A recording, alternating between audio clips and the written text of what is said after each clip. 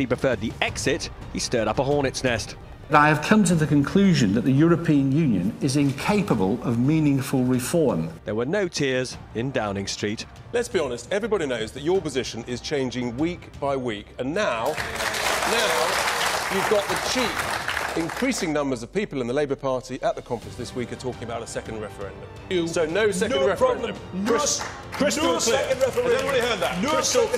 No second referendum. Excellent. Is it a clever plan? Does it really stick to the red lines that Theresa May set out? I'm amazed Andrea's saying this. I mean, it clearly doesn't stick to the red lines. It isn't Brexit. And Leave supporters who are supporting Leave means Leave are incandescent with rage. We need to get on with it. The government needs to get a grip and accelerate the process. Please welcome to the stage John Longworth and Richard Tice.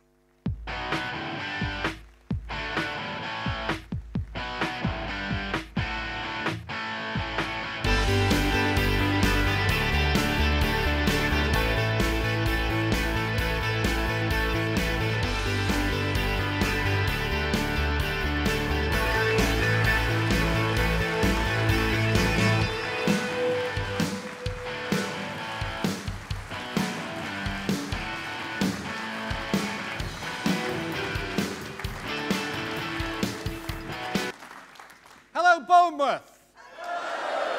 Welcome, Brexiteers. Thank you so much for joining us here tonight. It's our fourth in our Save the Brexit tour of the country. So you're very welcome here, and we're here to make a very big noise so that they can hear us in number 10. We have over 100,000 people watch these events live on live stream. So we want to send a very clear message to the country what we think about Brexit. I'm so glad to be here myself. It reminds me of great summer holidays as a child. Fantastic to be in Bournemouth.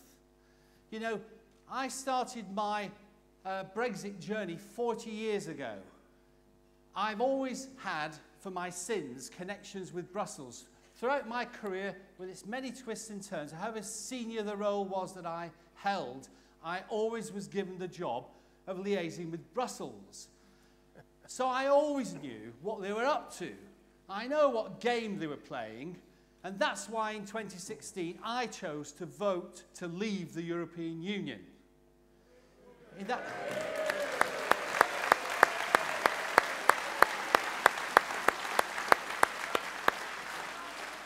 that very same year, of course, I was also Director General of the British Chambers of Commerce. And I was so appalled at the lies of Project Fear, the things that the government was saying which were clearly untrue, that I felt I had to speak out. But in speaking out, my organisation came under tremendous pressure from Number 10. Number 10 went absolutely mad. And they put so much pressure on that I knew that the only thing I could do was to resign from the British Chambers in order to speak freely and campaign to leave the European Union, which is exactly what I did.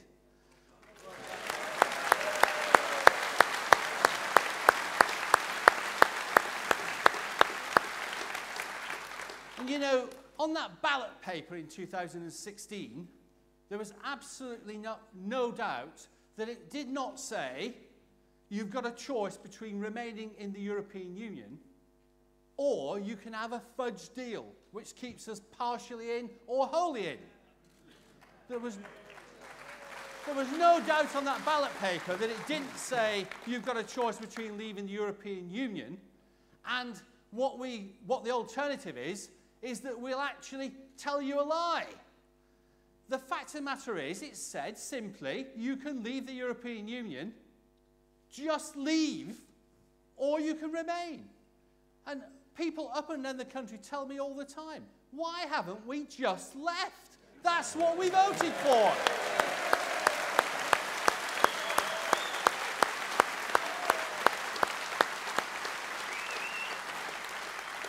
Well, I can tell you this. I'm proud to be British. I'm proud to be a Brexiteer, and I'm proud to be the chairman of Leave Means Leave. And we're going to carry on fighting until Number 10 actually believes that leave really does mean leave.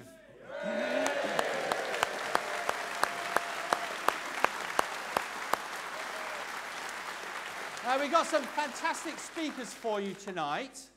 But before we see the speakers, I want to introduce you to our Vice Chairman and the founder of Leave Means Leave, ladies and gentlemen, Mr. Richard Tice.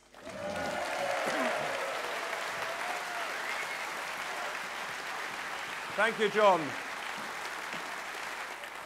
Thank you, ladies and gentlemen. It's fantastic to see so many people here this evening. And we know why we're here, don't we? Because we are appalled, shocked, gutted by the weak, feeble negotiating tactics of our government and Number 10. We know that the Chequers proposal, or some minus variation of it, is the worst deal possible. It's actually worse, believe it or not, than staying in the European Union. That's how bad it is. We need to chuck Chequers. We need to put it in the bin. And we can still help this process. When I set up Leave Means Leave straight after the referendum, naively, I thought we might be needed for about 6 months or so, just to give a bit of encouragement to the government. Here we are, some 2 and a bit years later, and we've raised a load of money and we're relaunching the campaign. We've had 3 rallies so far. We've got more over the coming weeks. And the good news, the really great news, is the battle bus is back. You may have seen it outside. You can imagine the fun we had deciding what to write on the side of it. Now, being a bit of an optimistic businessman, I wanted to put a very, very big number on. I wanted to put on it, save 39 billion. But actually, my colleagues, they just toned me down a bit, and I was outvoted. And I believe in democracy. Well, that's a good idea too. But we can still make a difference because we have confidence in our great nation. All of us in business know that no deal is always better than a bad deal. And we have a very simple slogan that you may have seen on some of the banners. No deal, no problem. No deal, no problem. Unbelievably, just this afternoon, the Prime Minister of our country has just announced to the House of Commons that in the event of no deal, she'll have to take it back to the House of Commons to decide what to do. You couldn't make it up, ladies and gentlemen. But we can make a difference. You're going to hear from some great speakers this evening.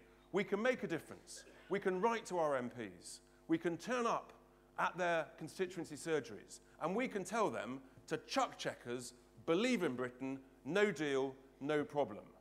And they know that they can be outvoted. So I miss. Exactly. We've got to save the whole country, sir. You're so right. Now, of our great lineup of speakers, the first one is one of the country's greatest entrepreneurs. And it's interesting. The biggest entrepreneurs, the greatest entrepreneurs of this nation, the Dysons, the Bamfords, the Tim Martins of this world, they're all Brexiteers. And they all know that they're quite happy to trade under World Trade Organization rules. And our first speaker, a fantastic entrepreneur, he set up and created a chain of almost 1,000 pubs. An incredible achievement. He's given huge amounts of time and energy as a passionate Brexiteer. So much so, he gave a wonderful speech in Torquay on Saturday. But subsequently, I think the Ramonas might have poisoned him, sadly, because he's gone down with a hideous stomach bug. So Tim Martin is going to be with us by video as opposed to in person. He sends enormous apologies. He loves being with you. But here we have him on the video, just for a few minutes.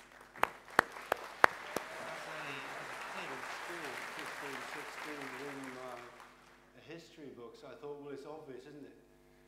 You need democracy in the world, and that's the only thing that can ensure the survival of humanity.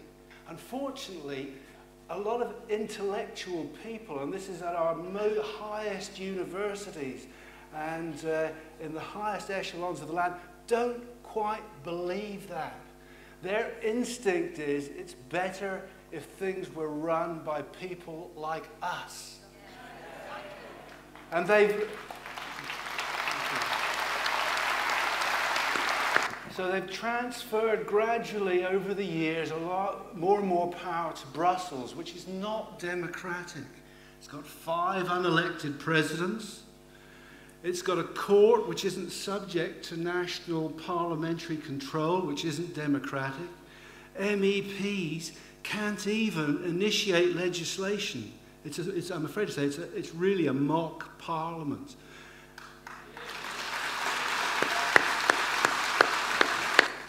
The government's tragedy, I think, in all this is that it hasn't prioritised leaving.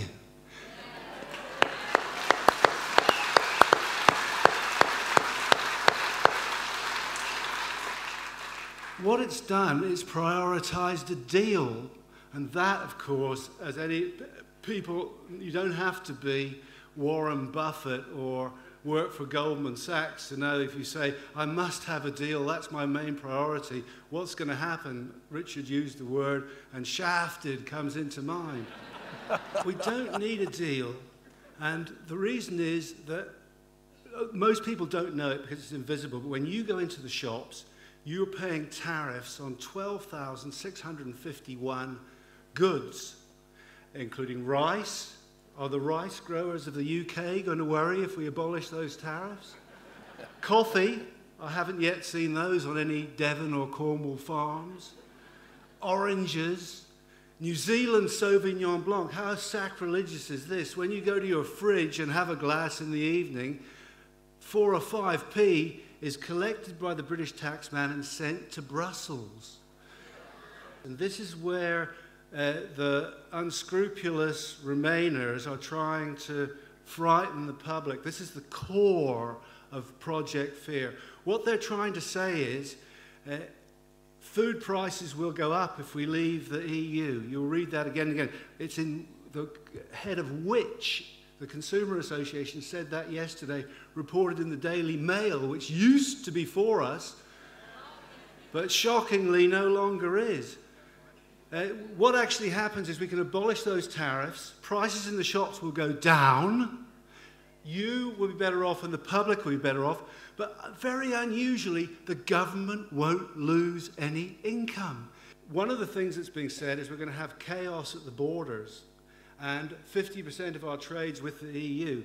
I think Wetherspoons tried to call the bluff of the government and other people on this issue. We said, okay, what we'll do then is we won't buy anything from Europe.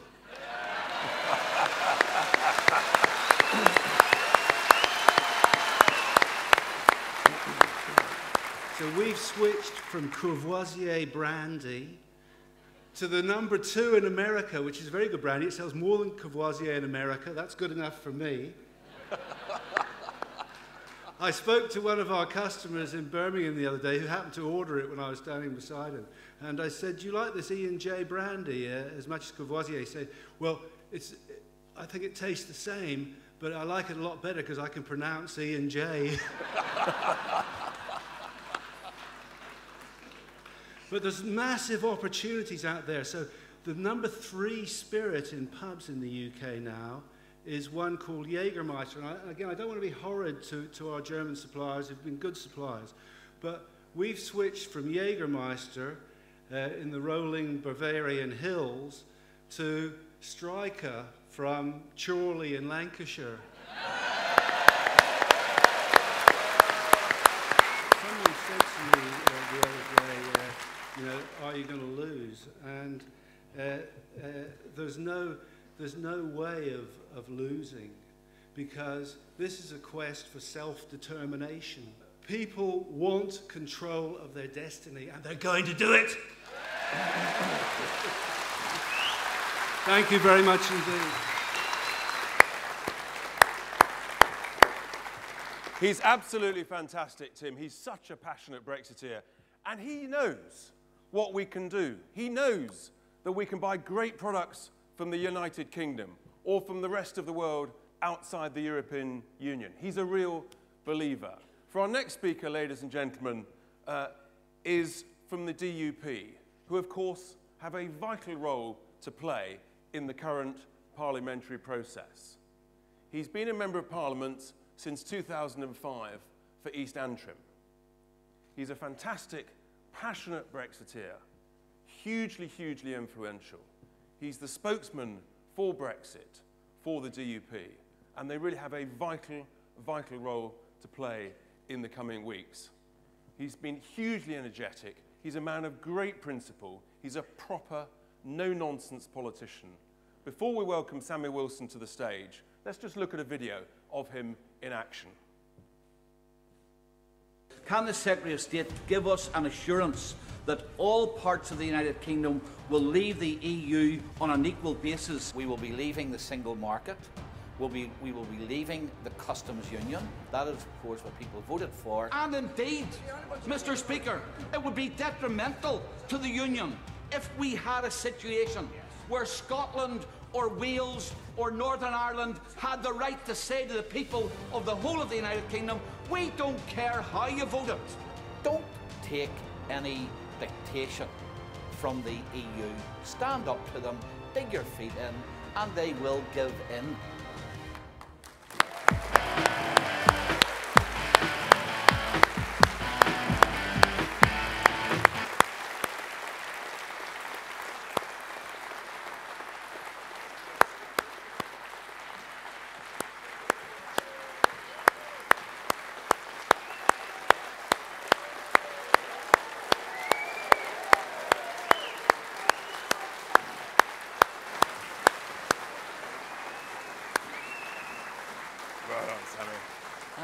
Brilliant. Thank you. Can I thank you for that very warm welcome? We have those Union Jacks again. It makes me feel at home. And it's good to see you in such good form. Because, of course, if you believed the press, the people who voted to leave the EU are now defeated. They're downhearted. They wish they'd never voted the way they had. I have a few questions I want to put to you tonight. Are you sorry you voted the way you did? No! Are you sick and tired of those who told you that you didn't know what you were voting for? Yes! Do you want to still leave the EU? Yes! Do you want another referendum to have a rematch? No! That's the message that I wanted to hear tonight. In fact, you've done the speech for me.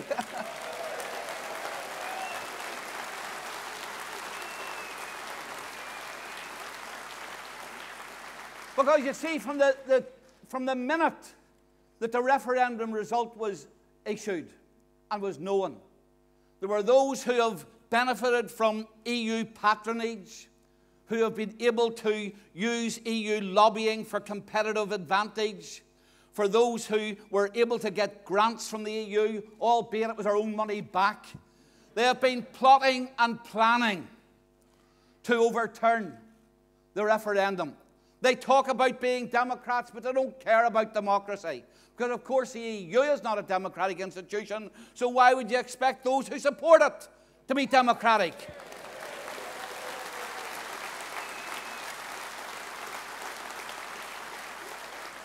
And they've continued Project Fear. They've continued their tireless efforts to change people's minds. And then they came up with a cunning plan. It's so transparent that even Baldrick would have been ashamed of it. And the cunning plan involves Northern Ireland. And it runs something like this. The UK couldn't possibly leave the EU because you couldn't catch the taxes on goods that were sold and had customs duty to be paid when they crossed the Irish border. You couldn't have goods crossing the Irish border that didn't conform with EU regulations.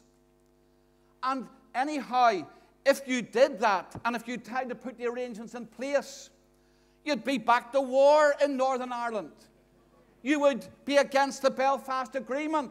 These are people who didn't even know where Belfast was until they started making these arguments.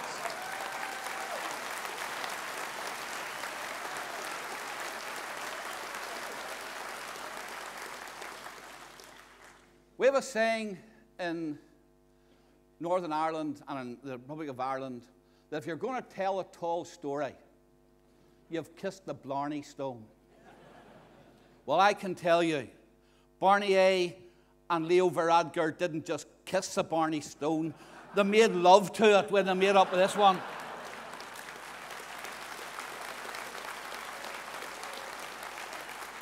And yet now, folks, and this is a serious issue which we now have.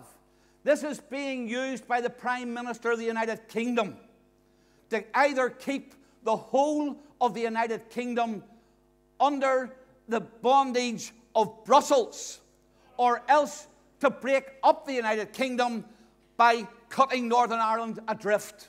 And that was the choice which Barnier and co have given the Prime Minister, and she has fallen for it because she accepted their con trick. And I just want to, as a Northern Ireland MP, to spell out, first of all, the flaws in that. This idea of a hard border between Northern Ireland and the Irish Republic that would have to be devised in order to capture the trade movements across the border.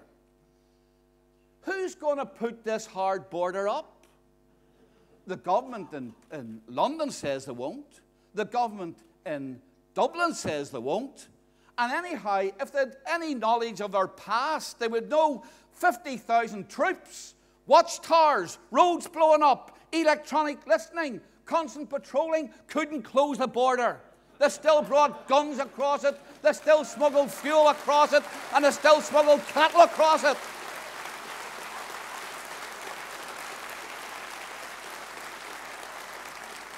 I sometimes wonder, what are they going to do? Send for Donald Trump and tell him to get a wall up? But not only is it not possible, it is not necessary. Every day, currently, goods cross the Irish border, which require taxes to be collected on them, because there's different VAT rates and different excise rates. Guinness is made in Dublin and bottled in Belfast and then taken across to the rest of the United Kingdom. Is every Guinness lorry stopped? No. Is every van that carries the crates stopped? There's not one of them stopped, because there are means of collecting the tax which is to be collected. Now, I could bore you rigid tonight talking about trade facilitation. You would finish up glazed-eyed. In fact, you'd lose the will to live. You'd probably say, just stay in the EU if he keeps on talking like that. But with authorised economic operators, trusted trader, prior notification, all of this can be captured. And what happens at other entry points into the EU could happen along the Irish border. I passed Southampton on my way down here in the train. There were piles of containers, 10 stories high. And they were from Ling Ming shipping agencies, China shipping agencies, and a couple of other ones that are recognised. Does anybody think that some wee man in Southampton went and opened the doors of all those containers to see what was inside them?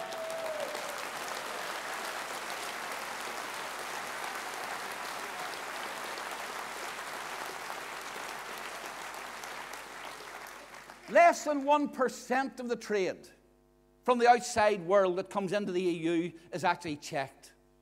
Now, why on earth, when we leave the EU, when we have the same regulations, when we have the history of having shared the same rules, why on earth would every containment and consignment of goods leaving the UK, whether it goes through Dover, Felixstowe, or across the Irish border, have to be stopped and checked?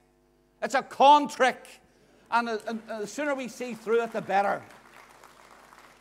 And I could go on about this, but let me just say where we are.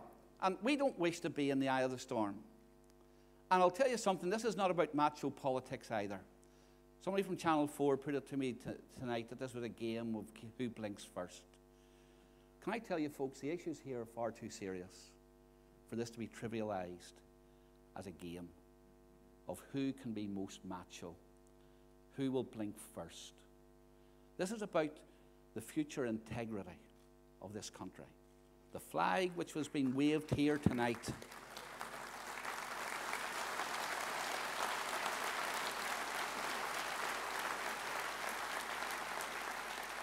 it symbolises the unity which was hard won historically over the centuries to make this country the 5th largest economic nation in the world and a country with influence. And we don't play with that. And secondly, it's also about our future. The future of those, your children, the future of generations to come. Whether or not we are free to have the economic ability to make our country rich, to make it great, to meet our needs, and not to be stifled by the dead hand of Brussels. And that's why in the Commons, and I don't care how much approbation it attaches to us, we will not be voting for any deal which keeps this country captive in any way to Brussels and to the EU. We will not be voting for any deal which calls into question the integrity of the United Kingdom or cuts Northern Ireland free. We voted to leave together. We will leave together, and that's the pledge which I make you tonight.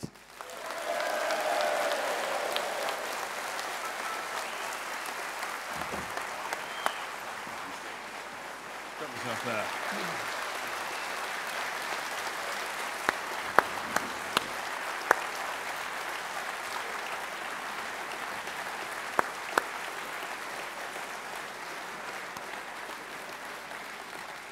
Isn't he amazing? I told you, ladies and gentlemen, that he was a man of principle, a man of strong beliefs, and he has just given it to us, full frontal, double-barreled, as it is.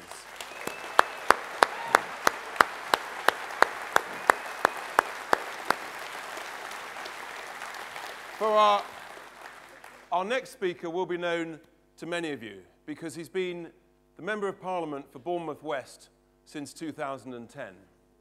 He's a long-standing Eurosceptic who's held a number of positions in government, most recently as the Parliamentary Private Secretary to Boris Johnson.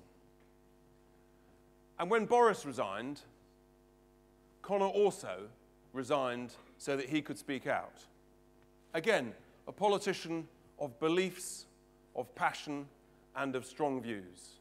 We're very lucky to have him with us here tonight. Please welcome to the stage Conor Burns, MP.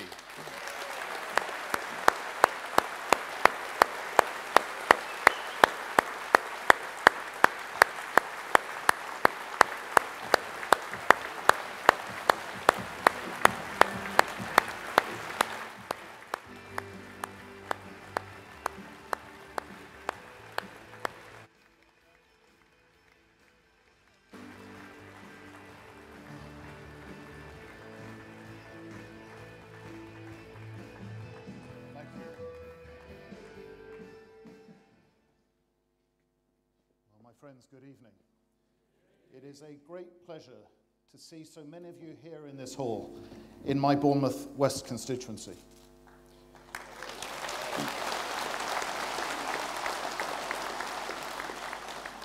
Can I begin with an apology? You will have seen them outside. That small, bedraggled little group waving their placards, many of which posed a question. Is Brexit worth it, they said. My friends, let's give them the answer. Is Brexit worth it? And another reason I'm delighted to be with you tonight is that the alternative to being here was to have accepted an invitation to go to dinner in 10 Downing Street, to be told of the merits of the Chequers plan. My friends, I will take up that invitation in the coming days. But I want to go to number 10 after this meeting, and I want to take with me the message from you to number 10. Is it time to chuck Chequers? Yes! Now, we gather tonight in a significant week. For this week, it is 46 years to the day since Her Majesty the Queen signed the Royal Assent of the European Communities Act 1972. I have lived for only 1 month of my life in an independent Britain. And I have watched, as I became politically aware, I have watched this institution evolve from what we were promised it would be, a common market for trade in goods and services, to a European economic community, to a European community, and then to the European Union we see today. And I remember the defining moment for me and Europe was the publication of the Maastricht Treaty when I was at university. And the opening sentence of Maastricht said that citizenship of the Union is hereby established. My friends, why on earth would you need to be a citizen of a trading organization? We know this was always about political union.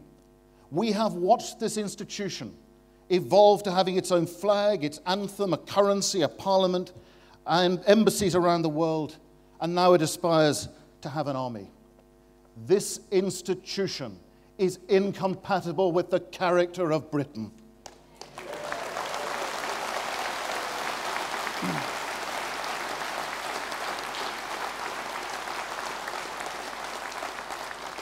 My friends, when we gathered in this very building in the run-up to that referendum, I was here on the stage sharing it then with Nigel Farage, who you will hear from later. We had a very clear vision to put before the people of Britain. While the establishment threatened economic Armageddon, a flight of investment, massive unemployment, punishment budgets, we spoke to the hopes and ambitions of the British people. Now these same people queue up to tell us why the people voted the way they did. It appears today that it is the Remainers who know in intimate detail what motivated those who voted to leave. And they tell us they didn't understand what they were voting for. My friends, people knew exactly what they were voting for.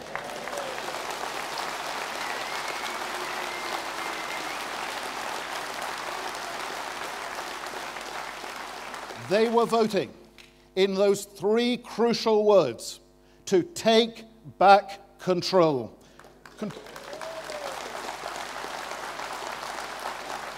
Control of our laws, control of our borders, control of our money, control of our trade policy.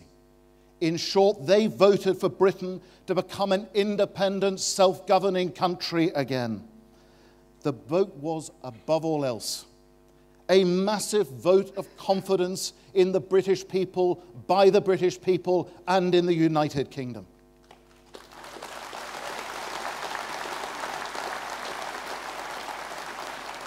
And the yawning chasm that has now opened up in British politics is between the confidence of the public in themselves and in Britain and the paralyzing, craven cowardice of the political elite.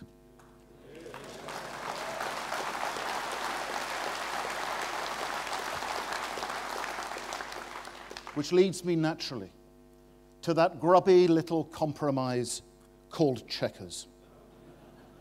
How far removed from the vision the Prime Minister set out at Lancaster House of leaving the single market and leaving the customs union.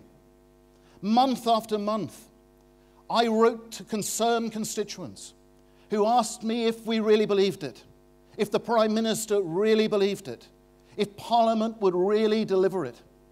And month after month, I wrote back and reassured them that she believed it, Parliament believed it, and yes, we would do it. My friends, I had no idea then that the garden path to Lancaster House was quite so long. If this little document had a slogan, it should be not in Europe, but run by Europe.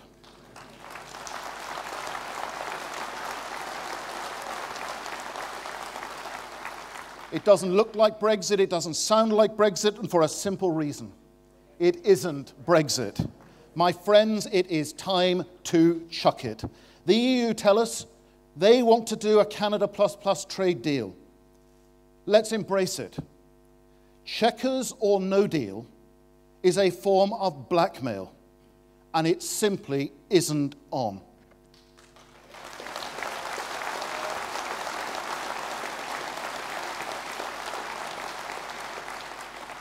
Night after night, members of Parliament trooped through the lobbies to give the public their vote in that referendum. We all promised to honour it. Quietly, determinedly, the British public delivered their verdict. Yet only this afternoon, the Prime Minister suggested in the House of Commons that in the event of no deal, Parliament would decide the way forward. My friends, a Parliament packed full of supporters of Remain, overturning the biggest democratic vote in our history, would have consequences almost impossible to comprehend. My message to the Prime Minister, in the words of one of her predecessors, is no, no, no.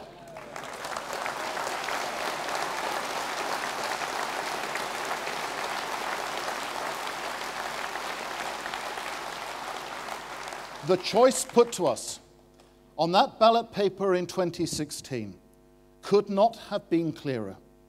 Leave or remain. We voted to leave. Leave must mean leave.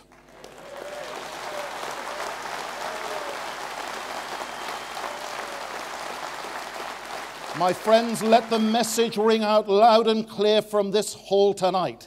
Let's get on with it. Well, brilliant. Well done.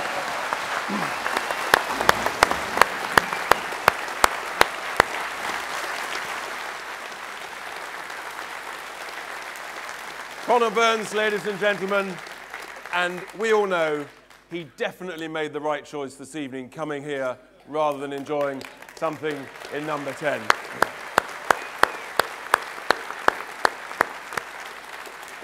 Our next speaker, ladies and gentlemen, needs little introduction to any of us, but it's worth just reminding ourselves of what he has achieved over the last 25 or so years. Possibly the original, truest Brexiteer there is. He's battled for the cause, year after year, after decade after decade.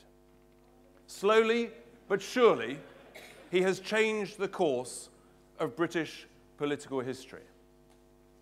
He will, without question, go down as one of the most influential figures in British politics in the last 70 years. He's demonstrated incredible courage in the face of abuse, vilification, and threats to his own security and that of his family.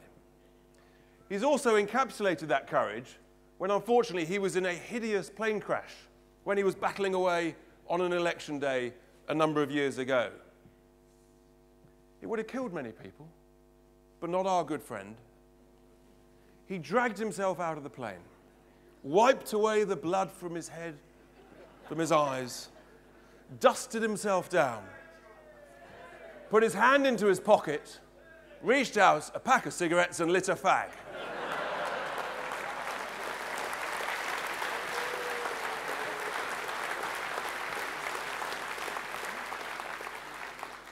As you'll hear in a moment, he's back on the trail. He's just warming up. Before we welcome him to the stage, let's just remind ourselves with a few clips of him in action. It sounds as if you smell betrayal in the air. The compromise that she put forward at Chequers last week, the PM's country home, frankly was a betrayal. I'm going to try and get the people to let their members of Parliament know they will not accept being betrayed. And I tell you what, if I have to do this again, next time, no more Mr. Nice Guy.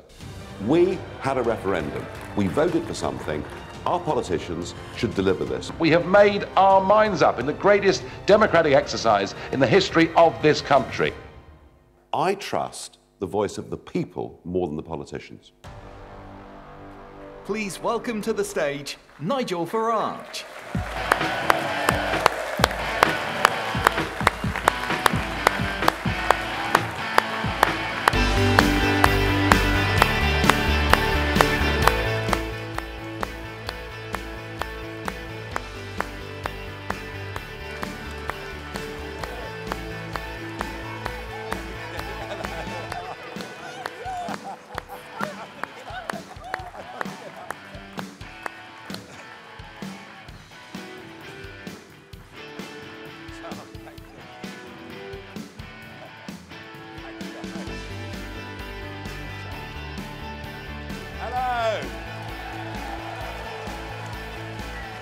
Good evening, Bournemouth! I'm going to take issue with what the chairman said in his introduction. He said I was the first Eurosceptic. He's wrong. It was Henry VIII. He was the first Eurosceptic.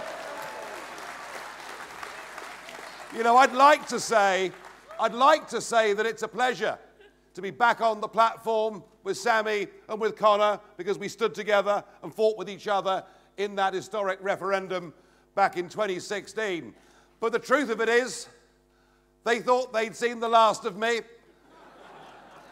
because I was happy with that referendum result. We shouldn't even need to be here today if our politicians had done their job.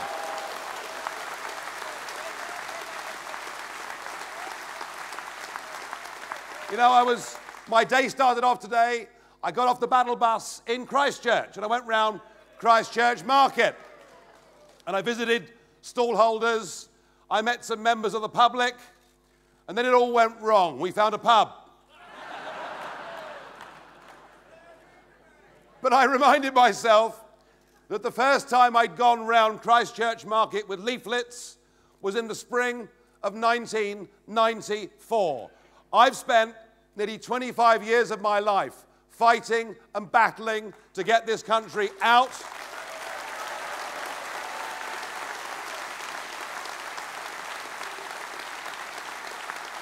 Fighting and battling to get this country out of the European Union because I believe in Britain and because I wanted my country back. That's why I did it. That's what I fought for.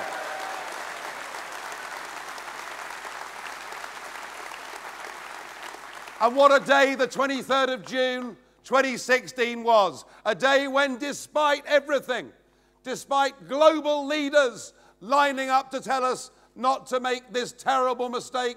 Remember, they even brought the American President Obama over to tell us we shouldn't vote to leave. And that awful pasty-faced man who was Chancellor Osborne threatening us with emergency budgets and 500,000 jobs would go. We were told it would be a disaster. We were told plagues of black locusts would descend on our land, and despite it all, we went out. And in the greatest democratic exercise in the history of this nation, we voted leave.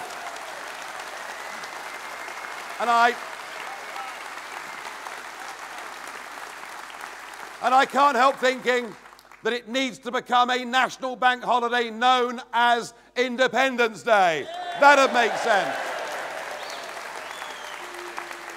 The trouble is, things are not exactly going to plan.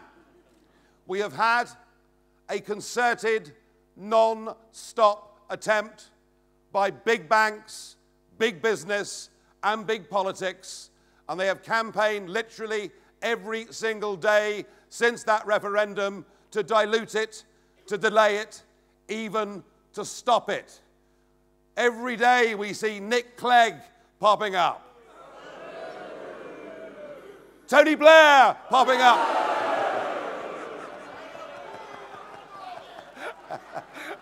Well, I can't better that really, because he is pretty awful, isn't he? But Lord Adonis, yes. Alistair Campbell, how about him? I mean, every day we see this attempt, and now, oh, Bob Geldof's back, God help us. I thought we'd seen him off on the River Thames, but there we are. And now they tell us they want a people's vote. Well, let me tell you, we had the people's vote. It was in 2016 and we won. That's the end of it.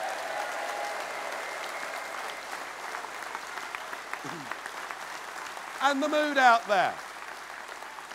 out there in Christchurch Market and elsewhere where I've been, if they think that people who voted Brexit are somehow now disenchanted with the result, then I tell you what, politicians, you want to get out more.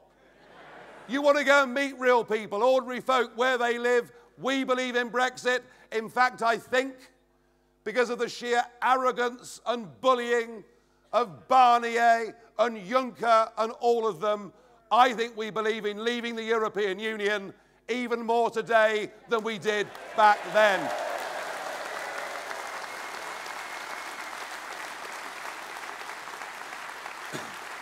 I've got to tell you, that was the day after the referendum. There was an emergency debate in the European Parliament.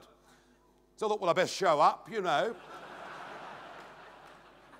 Because I've worked quite hard over there. I've always tried to make positive and helpful contributions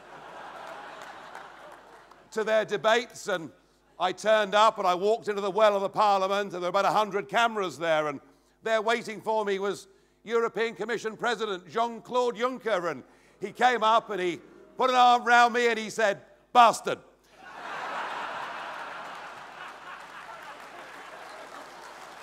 Which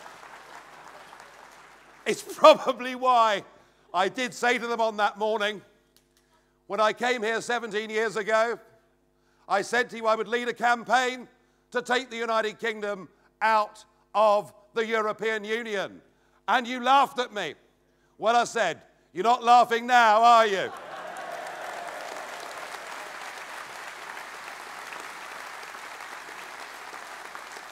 But I'm afraid the effect of lobbying, the effect of big business, the lure of jobs in Brussels has now had an effect upon the leaderships of our mainstream parties. We keep talking about the Conservative Party and its problems. We forget that 5 million people who voted for Brexit in 2016 voted for the Labour Party in 2017. And I heard Sir Keir Starmer on the radio this morning, one of the rare times I listen now to the BBC. I find there are some commercial alternatives that are rather better, but anyway. And there was Starmer basically saying the Labour position now is Labour wants to stay in the customs union. Labour no longer has any desire for this country to be able to make its own trade deals. We'll have them done on our behalf by the European Union, and they retain the right to go for a second referendum. There are 5 million Labour voters who, as we speak, are literally being betrayed by the Labour Party. And it's time we told them how wrong that is.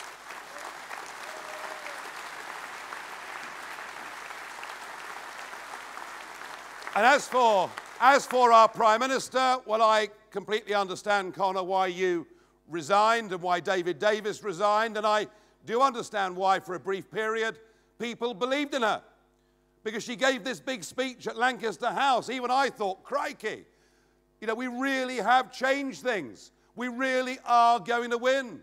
She kept on saying, we will take back control of our laws, our money, our borders. She kept on telling us, Brexit means Brexit. But little did we know that not only is she a woman who is too weak to negotiate with the European Commission. I'd much rather we'd sent someone like Trump, personally, but... or anybody. Or anybody. Anybody. Anyone that actually believed in Brexit. But I'm afraid she has also been deceitful and duplicitous. And I'm afraid that with every single week that gets worse, it gets worse and worse, doesn't it? Chequers was bad enough. Now it's checkers minus. Now she actually wants to tie us in to a customs union until at least the end of 2021. And that, of course, means effectively until the next general election, when you could get a government that simply wants to keep us in. Brexit, Mrs. May, I'm afraid now, when she says it, she actually means remain. And that is nothing less than a betrayal of what the people of this country voted for. Frankly, I think if Brexit does get watered down to this extent, or indeed we're forced to have a second referendum, I think the damage this will do to the trust, faith and hope people have in democracy, in British government, in our way of life, will be incalculable. I really do.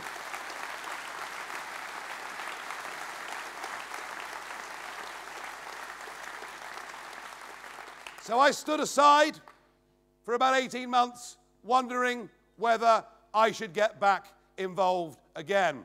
And I've decided,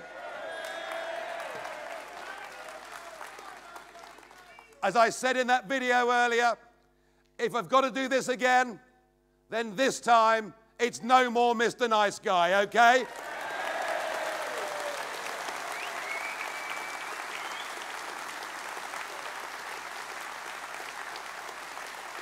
I've joined forces with Leave Means Leave. I've joined forces with a group of people who are here from business, who are not doing this out of their own personal political ambition, but because they believe in their country. And I'm sharing platforms with people from across the entire political spectrum, those from business and all parts of society. This campaign is not about left or right. This campaign is about right and wrong. This campaign is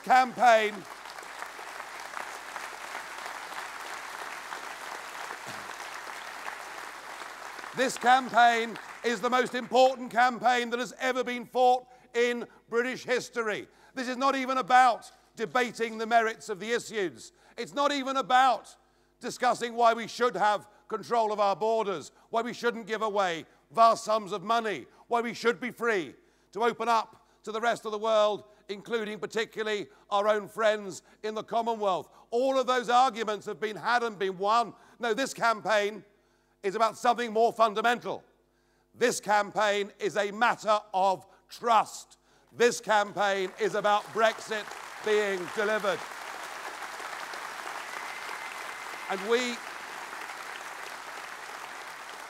And that is all we're asking for in Leave Means Leave. We're simply asking our politicians to do what they promised. Every single leading player on both the Leave and the Remain side told us that a vote to leave meant we left the European Union, the single market and the customs union. Even that leaflet, do you remember Cameron's leaflet? The one that he spent 9 million quid of our money on, that he put through every letterbox in this country.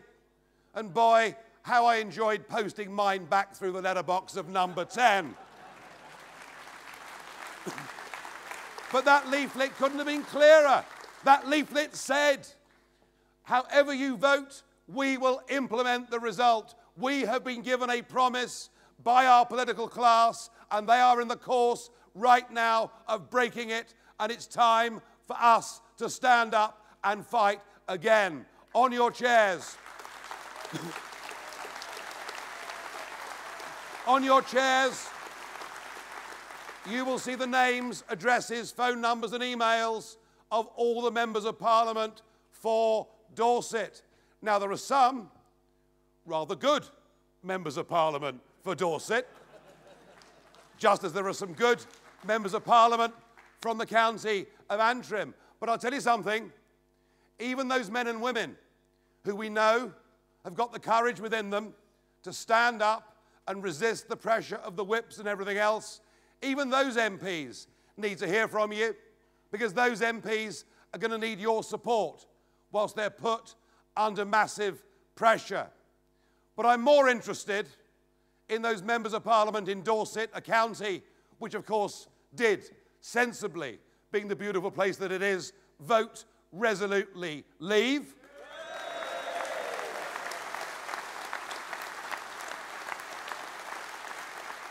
But I want you to pressurise your members of Parliament.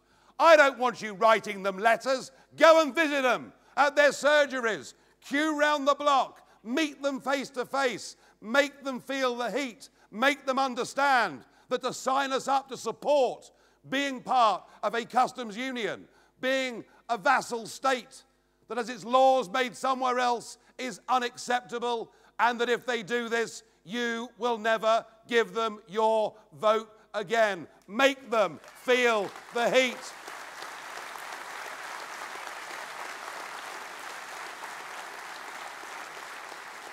We are in Leave Means Leave, reactivating the People's Army, that ground campaign that won us the referendum in 2016. And we're here not just for the short term. We will never go away until we get back the independence and self-government of our nation. I am completely and utterly committed to it. I hope that you are too. I believe that we are going to win. We are going to win. We are going to win. There is nothing they can say or do that will diminish our spirit. But now we need to come together, show our support, tell our MPs how they feel. We've beaten them once, and if it comes to it, folks, we'll beat them again.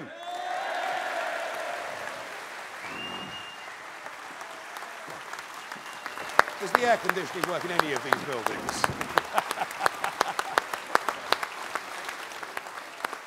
Boiling, isn't it? Oh.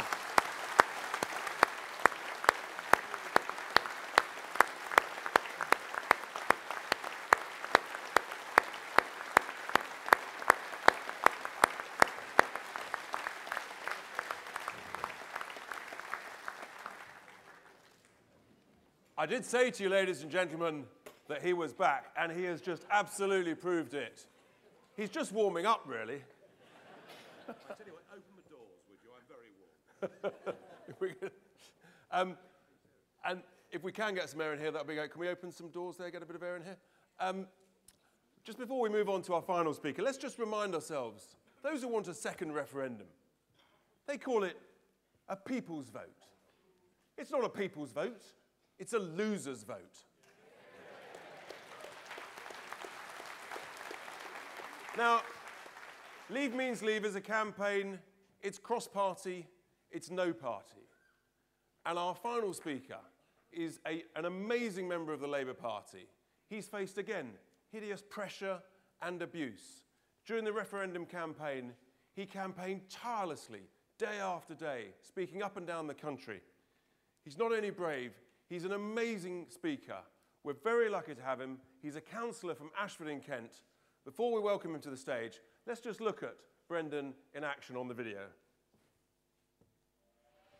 I think a lot of voters, particularly Labour Leave voters, of which there are about 4 million in the country, will be very concerned. Around this country now, fishing fleets are gone, fishing stocks are destroyed because of the common fisheries policy, a policy that sees our fish bought by European fishermen and sold back to us because we can't control our own waters. I mean, it's ridiculous, isn't it? Kicking the poorest in the world in the teeth because they can't access European markets. That is an internationalist. And as a Labour person wants to be, because I want to see the poorest in the world raised out of poverty, I want us out so our aid means something.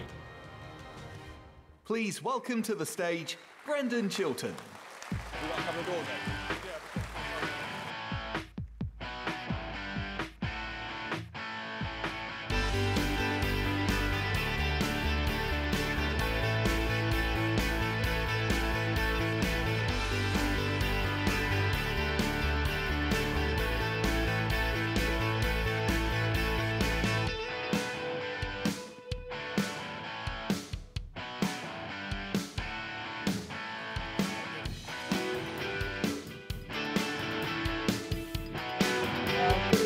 comrades. It is a real pleasure to be here.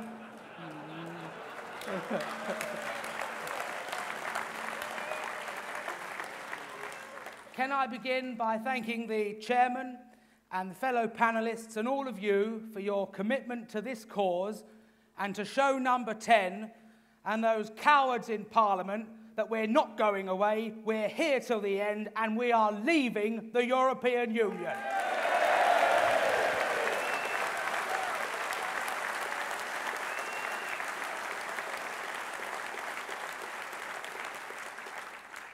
We all knew what we were voting for.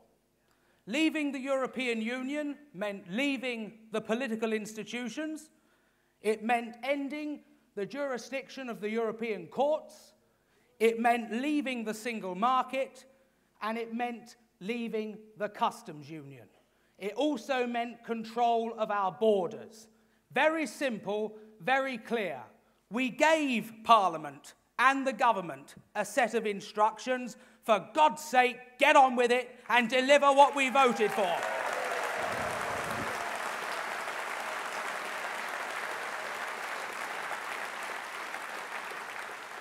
We did not vote for a customs union with the European Union.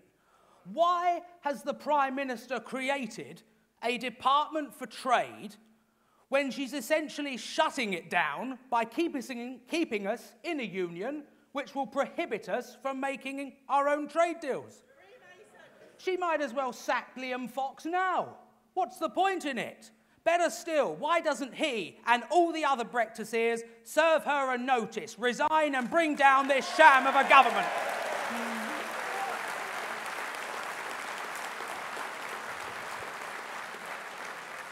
Or better still, let's have a general election. Get those Remainers out and put people in that know how to govern this country. The customs union, I say this to my own party, a customs union is a notice to the poorest in the world that we don't care for them. Because what is the customs union? It's a barrier. It says to the poorest in the world, you cannot access our markets on free and equal terms. You have to pay a tariff. It says to the poorest in the world, you don't matter to us, so long as white, Western, privileged Europe is okay, that's fine with us. And for the Labour Party, my party, to be advocating, saying in this union is a damnation of all we stand for and all we believe in.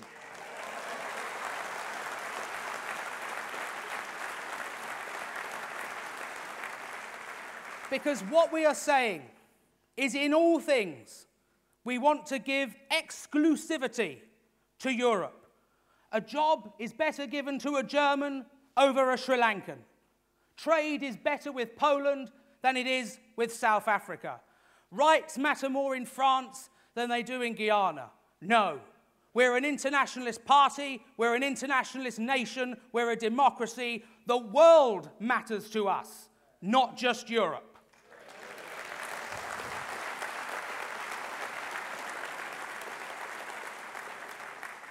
And if my party is true to what it believes in, it will ditch Sir Keir Starmer tomorrow, and it will go back to being a proper Eurosceptic party.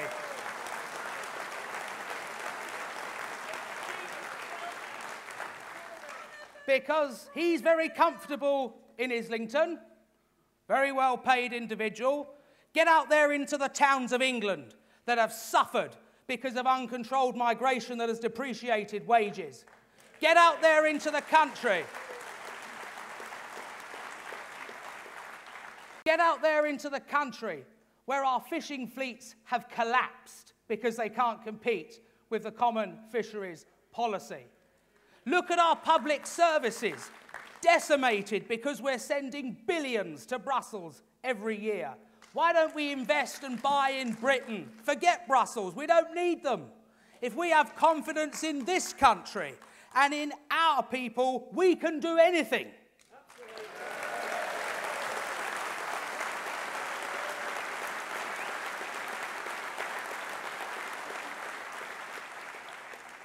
And let's just look for a moment at some of the policies that my party is advocating, whether you agree with them or whether you disagree with them.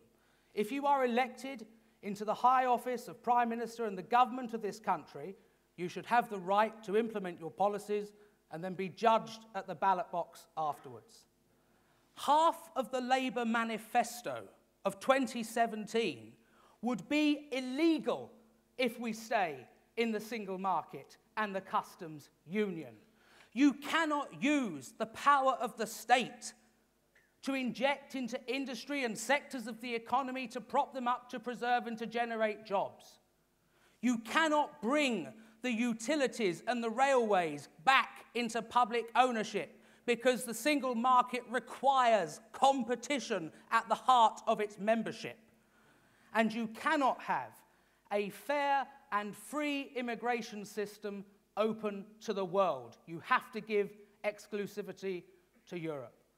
Why then are some in my party standing there saying, second referendum, stay in? If you don't want the Labour manifesto, if you don't want those policies, Lord Adonis, leave. We don't want you.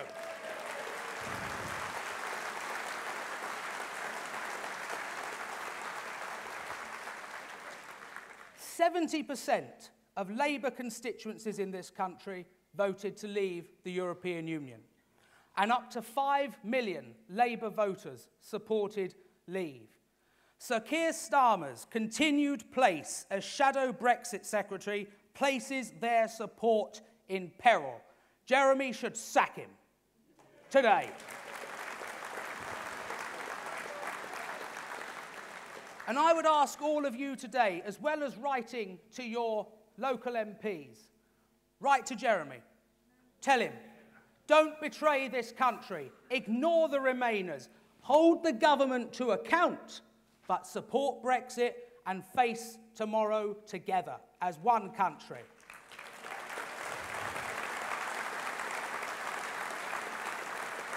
And also, contact those Labour members of Parliament, like Kate Hoey, a great stalwart of the Labour Brexit movement, and Frank Field and Graham Stringer, and give them your support.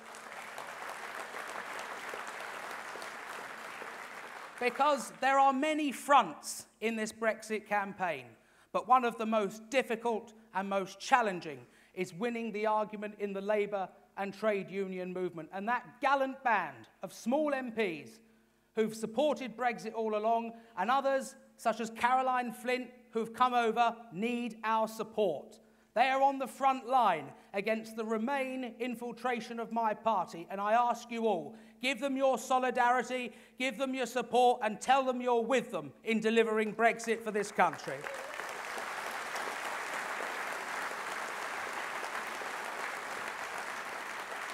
And finally, most important of all, we must tell our students, our young people, that they are being sold a myth.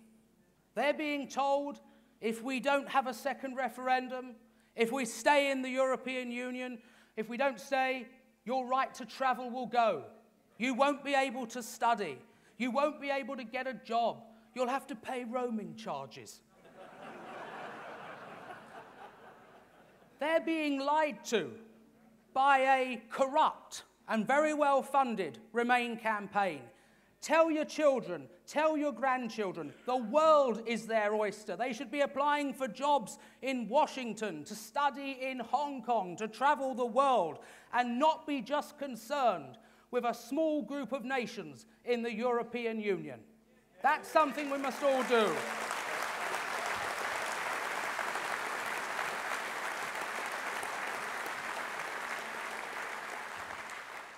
Now, whether you vote Labour, Conservative, UKIP or any other party, whether you voted Leave or Remain, the divisions in our country now are not those argued in the referendum. They are between Democrats and anti-Democrats.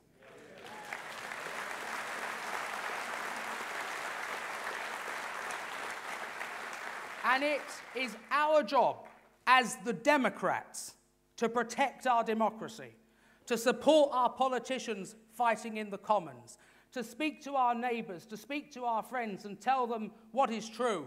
In full public view, our democracy is under threat. And what we need to do is remain focused on that goal of an independent Britain, trading with the world, free and enjoying good relations with Europe.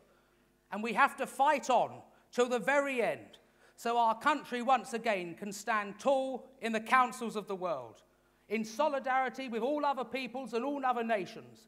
All we want is the privilege given to all nations to be free. Thank you.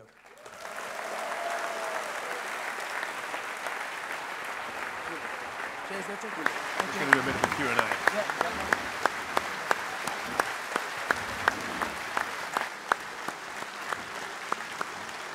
Thank you, Brendan. Now, we have a few quick questions which we gathered while you were coming in tonight from the audience.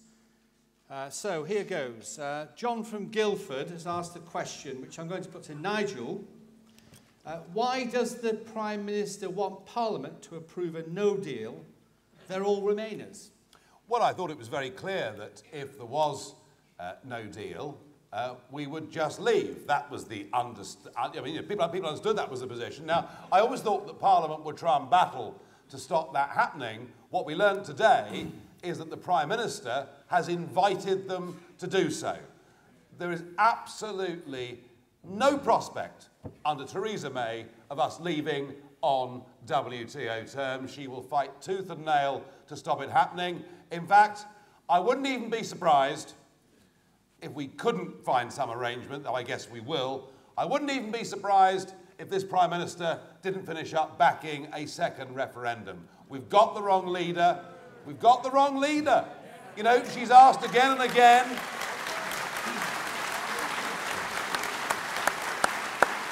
She's been asked again and again, do you believe in Brexit? She can't even answer the question. And what you saw today, I think, was her at her most deceitful, and the sooner they get rid of her and put somebody in that believes in it, the better.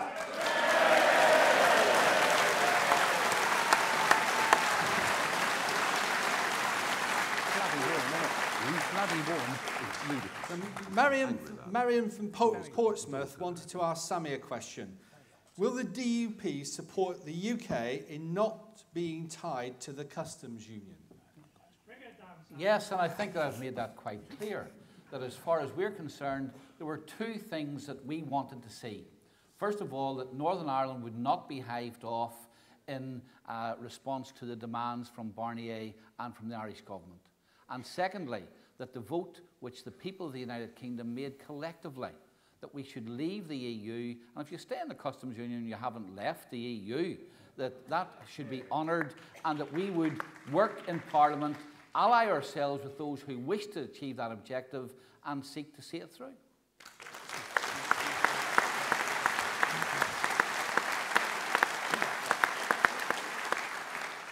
So Michael from Poole wanted to ask Conor, will the Brexit MPs vote down the PM's current proposed deal in Parliament?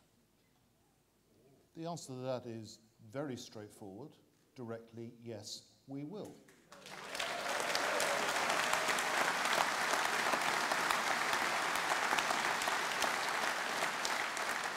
And it's important to say that this is above party politics.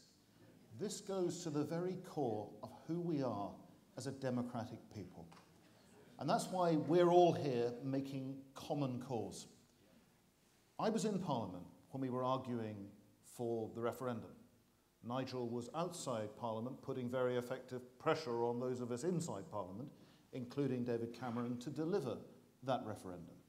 We were then incredibly clear with the public about what it meant. It meant leaving the customs union, leaving the single market, having the Supreme Court in London as the Supreme Court of our country. And if this Parliament delivers something that doesn't honour those fundamental, unfudgeable pledges, Parliament and our democracy will fall into contempt. And a final point. A final point on this. This so-called Chequers deal, and it's only a deal amongst those members of the Cabinet that didn't resign, it's not a deal at all. This Chequers proposal says that Parliament would have the right to change the rules and regulations in Britain, but it would promise never to exercise that right. Now, you would need to be a PhD in theology to think that that delivers on leaving the European Union. So yes, we will vote it down, but we still hope the Prime Minister will change her mind and go back to the vision she set out at Lancaster House.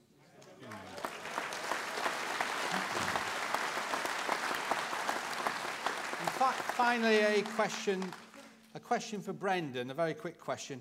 Will Labour vote for a bad deal? Well, Jeremy Corbyn and the Labour Party's policy is that they will keep all options on the table. But there are around 40 Labour MPs who have pledged themselves towards a second referendum. There are around 35 to 40 that have said they are opposed to a second referendum. Some of the statistics I gave on Labour constituencies will be weighing heavily on their minds. I think the Labour Party probably will not vote for Chequers. So, ladies and gentlemen, our evening is coming to a close, but I would like you to do a number of things for me before we depart. First of all, I'd like you to show appreciation for the panel.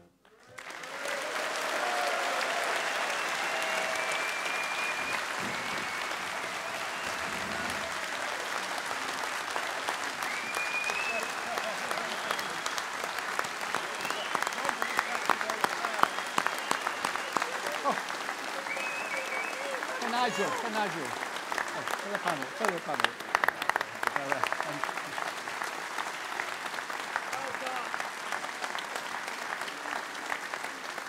Enough. The second thing I would like you to do is promise me something. I want you to promise me that at the very least you will write to your MP. And, you know, the old-fashioned way, on pen and paper. I know this is remarkable in this day and age, but it's amazing what an effect it has on MPs if they get a big bag of mail. It makes them sit up and think. So please do that. One final thing, bearing in mind that we want to send a big message to number 10, and bearing in mind there's 100,000 people watching this on live stream, I would like you to stand up first of all and hold up your banners. Hold up your banners, whatever they say. Believe in Britain, leave means leave, save Brexit. Hold them up. Hold them up. And I want you to say after me, what do we want? Brexit. When do we want it? Now. What do we want? Brexit. When do we want it? Now. What do we want? Brexit. When do we want it? Now. Thank you. Give yourselves a round of applause. Safe journeys home.